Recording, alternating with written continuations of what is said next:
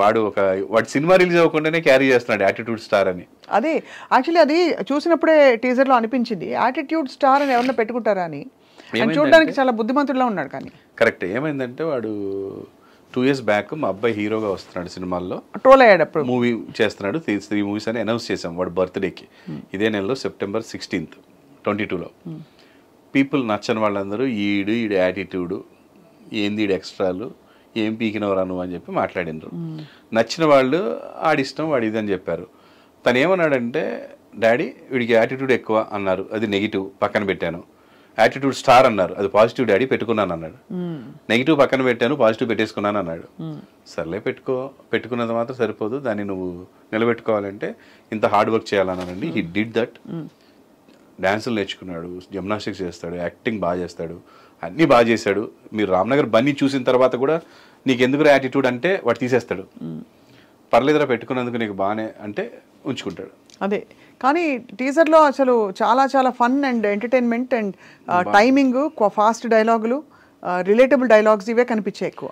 డెఫినెట్గా అండి. మీకు వాడిని చూసినప్పుడు చిన్నప్పటి రామ్ని, ఒక రవితేజాని వీళ్ళని చూసినట్టు అనిపిస్తుంటుంది.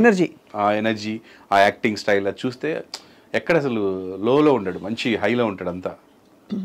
కానీ ఈ కథాంశం ఎంచుకోవాలని మీకు ఎందుకు అనిపించింది? అంటే ఇలాంటి సినిమాలో లాంచ్ అవ్వాలి అంటే నా కొడుకు అంటే నన్ను బాగా ఇష్టపడే వాళ్ళు చాలా మంది వెళ్తారని నమ్మకం. నాకంతా ఫ్యామిలీ లేడీసే. మేము చేసే సీరియల్స్ కి ఎలా ఉండేదంటే ఇది ఒక్కటి కట్టి మేము కట్ చేసి తమ్నైల్ పెట్టుకోవచ్చు. నాకంతా ఫ్యామిలీ లేడీసే. రాసుకున్నానా కొంచెం? నాకంతా ఫ్యామిలీ లేడీస్. నాకుండే ఫ్యాన్స్ ఏమంటే మీరు ఇప్పుడు ఏదైనా ఆన్లైన్ ఓటింగ్ పెట్టారనుకో నేను ఓడిపోతాను. నాకు ఫాలోయింగ్ ఎక్కువ ఉన్నాడు. ఎందుకంటే నా ఫాలోయర్స్ ఎవరు కూడా ఫోన్లలో మెసేజ్లు చేసేవాళ్ళు కాదు, SMS పంపేవాళ్ళు కాదు. రేపు బిగ్ బాస్కి వెళ్ళిన టెన్షనే.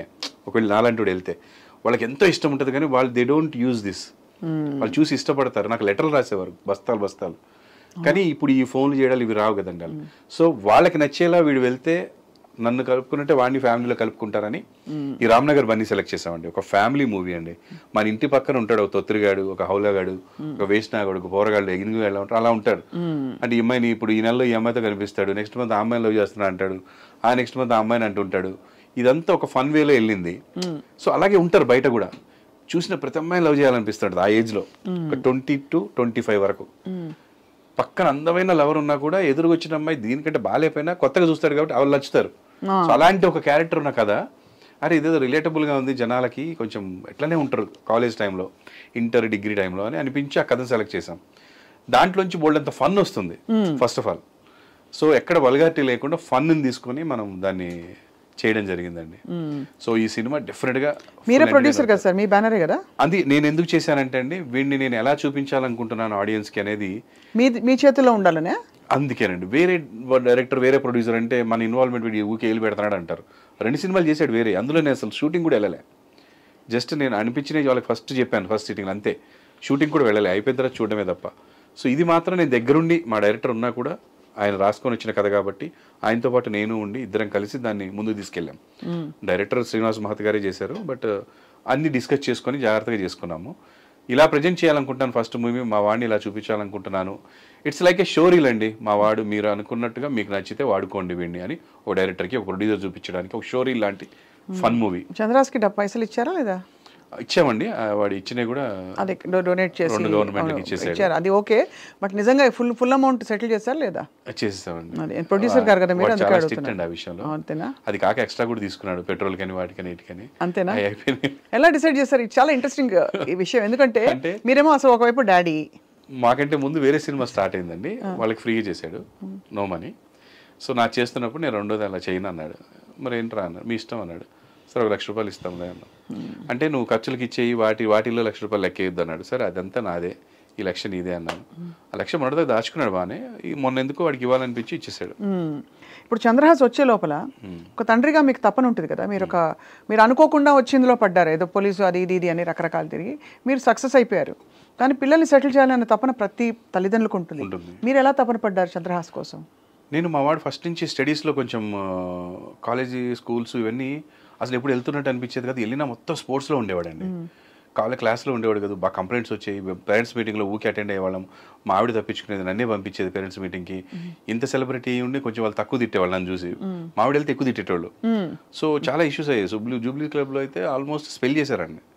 అంటే ఏదో చిన్న పందెం కాసుకున్నారు ఇద్దరు ఫ్రెండ్స్ క్లాస్లో. ఫ్యాన్ తిరుగుతున్న ఫ్యాన్ని పట్టుకొని ఎలాడతా అని ఏదో ఇద్దరు పందెం కట్టుకున్నారు. వీడేం చేశాడు తెలివిగా ఫస్ట్ పట్టుకొని స్విచ్ చేయమన్నాడు, ఇంకా తిరగట్లేదు. వాడు నువ్వే అదేంది నువ్వు తిరుగుతుంది పట్టుకుంటాను, నేను పట్టుకుంటాను స్విచ్ చేసుకోవాలన్నాను నేను. అది తిరగపోతే వీడు వెయిట్గా తిరగట్లేదు. వాడు తర్వాత ఏం చేశాడు, ఇస్తా అన్న 10 రూపాయలు ఏదో ఇవ్వలేదు, 10 రూపీస్ ఏదో గుద్దాడు, ఆ స్పెట్స్ పగిలిపోయింది. ఓహో, మనకి పగిలిపోతే వాళ్ళు మమ్మల్ని పిలిచారు. వీడియో ఉంటుందండి అక్కడ. ఏంటంటే స్కూల్లో వీడియో అన్ని సీసీ కెమెరాలు క్లాస్ రూమ్స్లో. మేము జూబ్లీస్ పబ్లిక్ స్కూల్ మేము వెళ్ళాము. వెళ్ళిన తర్వాత మా వాడు అలాంటి వాడు కాదు, సో మీరు అట్లా చెప్పకండి, హీస్ వెరీ నైస్ అన్నాడు. వీడు కూడా నేనేం చేయలేదు డాడీ, ఏం చేయలేదు అన్నాడు. వాళ్ళు వీడియో చూపించారు, ఏం మాట్లాడు. సో చిన్న ఇది వాళ్ళు కూడా అర్థం చేసుకున్నారు, పిల్లలు వాళ్ళ పేరెంట్స్ కూడా వదిలేయండి లైట్ అని చెప్పారు. సో అలా చిన్నవి. సో ఇలా ఉన్నవాడు మరి ఏంట్రా బాబు అనుకున్నప్పుడు పైలట్ అవుతా అన్నాడండి. నాకు చాలా హ్యాపీ అనిపించింది. సో ఢిల్లీలో ఒక ఇన్స్టిట్యూట్ తీసుకెళ్ళి నేను దగ్గరుండి జాయిన్ చేశాను. 4 days ఉన్న తర్వాత వాడికి నచ్చలే, డబ్బులు కట్టేశాం, వాపస్ ఎవరు సరే అని చెప్పి వస్తా అన్నాడు. మనం నో అంటే ఏమైపోతాడని చెప్పి ఇంటికి వచ్చాం. మనం వచ్చాడండి, మళ్ళీ డిగ్రీ జాయిన్ అయ్యాడు. ఇంటర్ తర్వాత వెళ్ళాడండి. అది ఇంటర్ తర్వాత కోర్స్ అనమాట. 4 years 5 years ఉంటుంది. దాని తర్వాత యూఎస్ వెళ్ళి ట్రైన్ అవ్వాలి. ఎందుకు నచ్చలేదు కానీ తనకి ఎందుకో నచ్చలేదు, బోర్ కొడుతుందంట. బోర్ కొడుతుందని నాకు అసలు ఇంట్రెస్ట్ రావట్లే. అంటే వాడికి అందులో మ్యాథ్స్ ఎక్కువ, ఫిజిక్స్ ఎక్కువ ఉంది. ఏదో వెళ్ళి అలా రయ్యని ఎగరేసుకెళ్ళిపోదాం అట్లా కాదు, అట్లా అనుకున్నాడు. ఆడు ఏదో ఇట్లా నేర్పిస్తారు కార్ డ్రైవింగ్ లాగా, నెక్స్ట్ వేసుకొని ఇంటికి వద్దాం అనుకున్నాడు. కాదు, ముందు రాసుకోవాలి కూర్చొని, అందులో ఫిజిక్స్ మ్యాథ్స్ చాలా ఉన్నాయి. ఏం డాడీ ఇది, ఇవన్నీ చదివితే కలెక్టర్ అవుతాం కానీ నేను ఇక్కడ రానని చెప్పినట్టుగా వచ్చేసాడు. సరే వచ్చిన తర్వాత డిగ్రీ చేస్తూ సినిమాలో యాక్ట్ చేస్తాలే డాడీ అన్నాడు. యాక్ట్ చేస్తాలే డాడీ అంటే ఒడబెట్టుకుంటాడు సినిమాలో, నేనైతే సినిమా తీయనని చెప్పాను. ట్రై చేద్దాంలే డాడీ అన్నాడు. అంటే సరే ఒక పని చేయి, నువ్వు సినిమాలు చేయాలన్నప్పుడు ట్రైన్ అవ్వు బాగా, అంటే ఫుల్ డ్యాన్స్ నేర్చుకో, ఫుల్ జిమ్నాస్టిక్స్ నేర్చుకున్నాను. వాడు 8 years ఉన్నప్పటి నుంచి జిమ్నాస్టిక్స్ ఇంట్లోనే నేర్చుకుంటున్నాడు ఫుల్గా. ఒక మాస్టర్ వచ్చి రాము మాస్టర్ రోజు నేర్పించేవాడు, మేము ఎక్కడుంటే అక్కడ. చాలా మంచి మాస్టర్. అప్పటి నుంచి ఫ్లెక్సిబిలిటీ, డ్యాన్స్ చిన్నప్పటి నుంచే ఎక్కడ కాంపిటీషన్కి వెళ్ళినా ఫస్ట్ ప్రైజ్ ఇద్దరికి, అన్న చెల్లెలకి బాగా వచ్చేది. సో ఇద్దరు ఉన్నారు. యాక్టింగ్ నా సీరియల్లో ఒక 100 episodes వీడు హీరోగా చేశాడు చైల్డ్గా. 100 episodes తర్వాత నేను ఎంటర్ అవుతాను హీరోగా. తర్వాత ఒక 1000 episodes చేసాం నేను ఎంటర్ అయ్యాక. అన్నా చెల్లెళ్ళని వీళ్ళిద్దరే చేశారు, అప్పుడు పెద్ద హిట్ అండి. సో అది చేశాక ఇంకా చేయలేదు.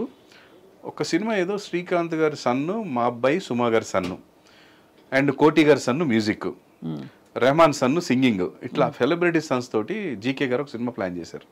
నాగార్జున గారు, మ్యాట్రిక్స్ ప్రసాద్ గారు ప్రొడ్యూసర్. అప్పుడు అడిగారండి, ఆ సినిమా చేశాడు. నేను మా ఆవిడ స్టన్ అయ్యాం, వీడు ఏం చేస్తాడు యాక్టింగ్ అనుకున్నాం, కానీ భలే చేశాడండి. 2 scenes, 2 scenes ఉన్నాయి వాడికి. చాలా బాగా యాక్ట్ చేశాడు న్యాచురల్గా. నాకు కాన్ఫిడెన్స్ వచ్చింది, వీడిని ఎంకరేజ్ చేయొచ్చు అని. ఆ తర్వాత 6 years ఈ ప్రాసెస్లో వాడికి అమెరికా వెళ్ళమన్నాను, ఇన్స్టిట్యూట్కి వెళ్ళాడు.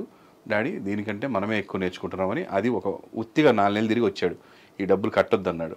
అసలు కట్టలే. ఇన్స్టిట్యూట్కి వెళ్ళి 2 classes అయిన తర్వాత ఏం లేదు డాడీ, ఏదో థియరీ చెప్తున్నారు, అది కాదు ప్రాక్టికాలిటీ కావాలని చెప్పి వచ్చేసాడు. ఒక 4 నెలలు తిరిగి వచ్చేసాడు. వచ్చాక ఒక 10 లక్షలు తీసుకొని ఒక వీడియో సాంగ్ చేశాడండి. RRR సినిమాలో సాంగ్ రిలీజ్ అయింది. ఆ సాంగ్ సినిమాలో ఎలా ఉంటుందో ఎవరికి తెలియదు, మా వాడికి కూడా తెలియదు. ఒక మాస్టర్ని పెట్టుకొని షూట్ చేశాడు. సినిమా చూసాక స్టన్ అయ్యాం, అదేమో ఫారెన్లో ఉంది, మేము మాస్ సాంగ్లా ఇక్కడ ఒక జాతరలా చేసాం దాన్ని. సో అది మస్తు రెస్పాన్స్ వచ్చి ఒక ప్రొడ్యూసర్ వచ్చాడు కిరణ్ గారు అని, నాని కృష్ణ అని ఒక డైరెక్టర్, కృష్ణదేవరాయ అని ఒక సినిమా చేశాడు మన శ్రీకాంత్. వాళ్ళు వచ్చారు, వాడు ఎనర్జీ బాగుంది సార్, మాకు స్టోరీ బాగుంటాడు. బ్లాక్ డాగ్ స్టార్ట్ చేశారు. అట్లా వాడి కెరీర్ స్టార్ట్ అయిపోయింది. అది చూసిన తర్వాత వాడు యాక్టింగ్ సూపర్ ఉంది అందులో.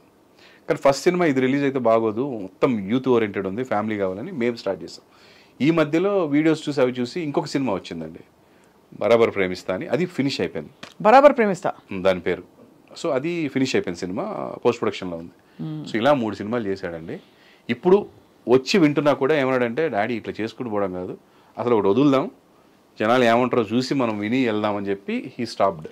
కానీ ఇవాళ ఇప్పుడున్న కాంపిటీషన్లో ప్రభాకర్ గారు ఏం చెప్పించారు అంటే, ఇండస్ట్రీ గురించి మీరు చాలా చూసారు లైఫ్. ఇండస్ట్రీలో అఫ్కోర్స్ క్లిక్ అయితే తిరుగుండదు, బట్ క్లిక్ అయ్యే క్రమంలో పడే కష్టాలు అవన్నీ కూడా హీఈస్ ఆల్రెడీ ప్రిపేర్డ్, ట్యూన్డ్ 100% అండి. అంటే నాకంటే ఎక్కువ మెచ్యూర్ అంటే ఎడ్యుకేటెడ్ అండి వాడు ఈ విషయంలో. అంటే లైఫ్లో నాట్ బుక్స్ అండి, లైఫ్ మొత్తం అన్నీ చూస్తాడు, అన్నీ చదువుతాడు, అందరి గురించి చూస్తాడు, ఎవరు ఎట్లా పైకి వస్తున్నారు, ఎవరు ఏం చేస్తున్నారు అన్నీ అబ్జర్వ్ చేస్తాడు. And he use to watch 18 to 16 hours సినిమాలు చూస్తాడు, ఇంటర్వ్యూలు చూస్తాడు, పెద్ద పెద్ద వాళ్ళే హాలీవుడ్ నుంచి టాలీవుడ్ దాకా అన్నీ ఫాలో అవుతాడు. అండ్ వాడికి నేను చెప్పింది ఒకటే, అస్సలు ఫెయిల్యూర్ సక్సెస్ అనేది ఉండదు, కష్టం ఫలితం ఉంటుంది. నువ్వు సక్సెస్ అయ్యి తర్వాత కష్టపడిపోయినా పోతావు, ఫెయిల్యూర్ అయిన తర్వాత నువ్వు ఎంత కష్టపడ్డా సిన్సియారిటీ లేకపోతే పోతావు. సిన్సియారిటీ కష్టం ఈ రెండు నమ్ముకున్నానా